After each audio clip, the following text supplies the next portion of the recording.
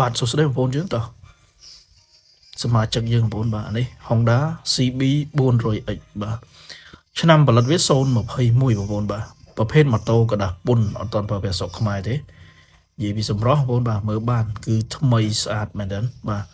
ម៉ូតូសនំស៊ីនអត់មានជួសជុលឬក៏បាញ់ថ្នាំអីទេបងប្អូនបាទមក original ពីជប៉ុនតែម្ដង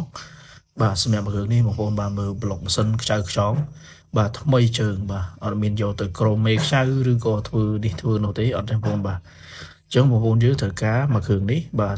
021ហើយបងពុនពេញឆ្នាំជូនបងប្អូនបាទពុនបងពេញ021តែម្ដងហើយម៉ូតូនេះ10000ជាងគីឡូបាទ18000ជាងគីឡូបងប្អូនបាទគីឡូ original ពីជប៉ុនតែម្ដងបាទ